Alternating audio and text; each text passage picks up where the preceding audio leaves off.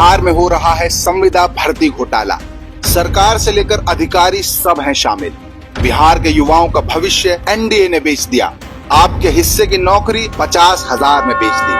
Vote चोर सरकार का एक और महाघोटाला सामने आ गया है। ये सिर्फ वोट नहीं, आपके हिस्से की नौकरी भी चुरा रहे थे। बिहार की उर्मिला इंटरनेशनल कंपनी ने बिहार की संविदा भर्तियों पर कब्जा जमाया हुआ है। यानी बिहार में संविदा पर नौकरी किसे मिलेगी, ये उर्मिला इंटरनेशनल तय करती है, न कि सरकार। हालांकि ये काम सरकार का था, लेकिन सरकार उर्मिला इंटरनेशनल से घूस लेकर खुश है। उर्मिला इंटरनेशनल अभ्यर्थियों से नौकरी लगाने के नाम पर 15,000 से 50,000 रुपए तक वसूलती है और अधिकारियों को इसमें घूस का एक हिस्सा दिया जाता है। ये खुलासा हमने नहीं, आयकर विभाग ने खुद किया है। ठीक एक साल पहले जून 2024 पटना में आयकर विभाग के तत्कालीन प्रधान निदेशक रंजन कुमार ने बिहार सरकार के तत्कालीन मुख्य सचिव ब्रजेश मेहरोत्रा को पत्र लिखकर उनका ध्यान इस बड़े घोटाले की ओर इंगित किया था। रंजन कुमार ने 50 पन्नों के इस पत्र में अधिकारी और मंत्रियों समेत तमाम लोगों के नाम भी दिए थे जो इस घोटाले में शामिल। लेकिन एक साल बाद भी कोई कार्यवाही इस कंपनी पर या भ्रष्ट अधिकारियों या मंत्रियों पर नहीं की गई। इस कंपनी के मालिक का नाम कुमार अविनाश है, जो राजधानी पटना में बैठकर इस करोड़ों रुपए के घोटालों को अंजाम दे रहा है। और हैरत की बात ये है कि इसकी कंपनी उर्मिला इंटरनेशनल बिहार के सबसे बड़े पेपर लीक घोटालों में शामिल भी रही है। लेकिन कुमार अविनाश को एनडीए सरकार का पूरा समर्थन मिला हुआ है। एनडीए की जानकारी में रहते हुए वो सारे घोटाले और फर्जीवाड़े कर रहा है। अब बिहार आपको ये सोचना है, क्या आपको ऐसी सरकार चाहिए जो आपके हिस्से की नौकरी तक बेच दे रही है और आपका वोट भी चुरा ले रही है, या ऐसी सरकार चाहिए जो संविधान की और आपके अधिकार की रक्षा करना चाहती है?